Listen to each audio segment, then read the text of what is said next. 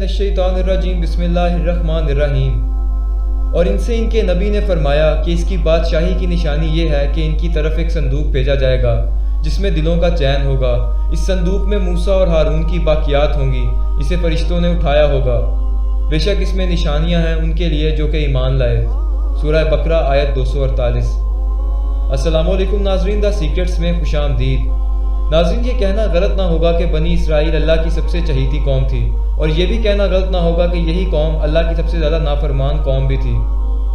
اللہ نے اس قوم پہ بے تحاشا نعمتوں کا نزول کیا، لیکن اس قوم نے ہمیشہ ان کی ناشکری کی۔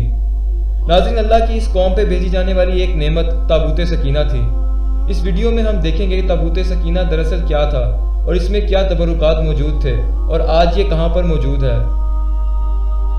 ناظرین، اگر آپ کو یہ ویڈیو پسند آ رہی ہے تو ہمارے چینل کو سبسکرائب کیجئے اور بیل کے آئیکن کو لازمی دبائیے تاکہ ہماری ہر ویڈیو کا نوٹیفیکیشن آپ تک پہنچتا رہے۔ شکریہ۔ ناظرین، یہ شمشاد کی لکڑی کا بنا ہوا ایک صندوق تھا جو کہ حضرت آدم کے لیے اللہ کی طرف سے بھیجا گیا تھا۔ یہ آپ کے استعمال میں رہا اور آپ کے بعد نسل در نسل مختلف انبیاء کی میراث بنتا رہا۔ حضرت یعقوب کے بعد یہ صندوق بنی اسرائیل کو مل گیا۔ جب یہ تابوت حضرت موسیٰ تک پہنچا تو آپ نے اس میں تورات کے صحیفے اور اپنا سامان رکھنا شروع کر دیا۔ اسی باعث یہ صندوق بنی اسرائیل کے لیے کافی معتبر ہو گیا۔ بنی اسرائیل کو جب بھی کوئی مشکل درپیش ہوتی تو وہ اسے اپنے سامنے رکھ کر دعا کرتے اور ان کی تمام دعائیں قبول ہو جاتی، نیز ان کے دلوں کو سکون اور اطمینان بھی حاصل ہوتا، یہاں تک کہ آپسی اختلافات کے حل کے لیے بھی اسی صندوق سے رجوع کیا جاتا۔ اس صندوق سے ایک آواز آتی تھی جو کہ حق کا فیصلہ کرتی تھی۔ لیکن جب بنی اسرائیل کی سرکشیاں حد سے بڑھ گئیں تو قوم عمالیق نے ان پر حملہ کر دیا اور ان کے تمام شہر تباہ کر دیے۔ یہ لوگ تابوت سکینہ کو اپنے ساتھ لے گئے۔ انہوں نے سن رکھا تھا کہ یہ تابوت بنی اسرائیل کے لیے کافی معتبر ہے، اسی باعث انہوں نے اس تابوت کو کوڑے میں پھینک دیا۔ اس بے حرمتی کے باعث ان پہ عذاب الہی نازل ہوا اور ان میں طرح طرح کی بیماریاں پھیل گئیں۔ انہیں یہ معلوم ہو گیا کہ یہ تمام چیزیں ان کے ساتھ اس وجہ سے پیش آئی ہیں کیونکہ انہوں نے تابوت سکینہ کی بے حرمتی کی ہے۔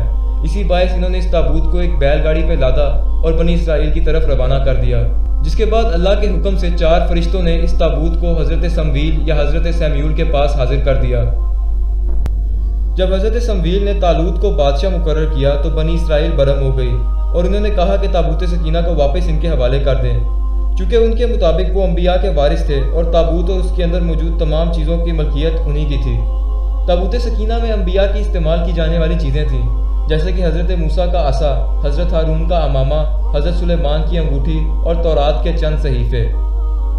یہودیوں کا عقیدہ ہے کہ جب تابوت سکینہ انہیں واپس مل جائے گا اور وہ اسے مسجد اقصیٰ کے قریب ہیکل سلیمانی کے نیچے نصب کر دیں گے تو ان کا مسیحا آ جائے گا اور اس کے بعد تمام حکمرانی انہی کی ہوگی۔ لیکن قرآن اور بائبل نے متعدد بار اس طرف اشارہ کیا ہے کہ بنی اسرائیل کی بڑھتی سرکشیوں کے باعث تابوت سکینہ ان سے کھو گیا اور آج تک نہیں ملا۔ کچھ روایات کے مطابق یہ تابوت مسجد اقصیٰ کے نیچے ہی کہیں دفن ہے، لیکن کئی لوگ مانتے ہیں کہ فرانس کے بادشاہ لوئی کو یہ تابوت ایک سفر کے دوران ملا تھا اور وہ اسے اپنے ساتھ لے آیا اور ایک چرچ میں چھپا دیا۔ یہ وہی شخص ہے جس کے بارے میں کہا جاتا ہے کہ شراؤڈ آف ٹورین اور ہولی چیلس بھی اسی کے پاس ہے۔ ہولی چیلس یا ہولی گریل یہ وہ کپ تھا جسے حضرت عیسیٰ نے اپنے آخری کھانے کے دوران استعمال کیا تھا، جبکہ بائبل کے مطابق یہ صندوق نیبو کے پہاڑوں میں کہیں دفن ہے۔ امریکی آرکیولوجسٹ رائن وائٹ کے مطابق اسے یہ یروشلم میں کھدائی کے دوران ملا تھا اور دوبارہ کھو گیا۔ یہاں تک کہ وہ مذاہب جن کا انبیاء پر ایمان بھی نہیں، ان کا بھی یہ عقیدہ ہے کہ ان کے بڑوں کو یہ تابوت کسی نہ کسی روپ میں نظر آیا تھا۔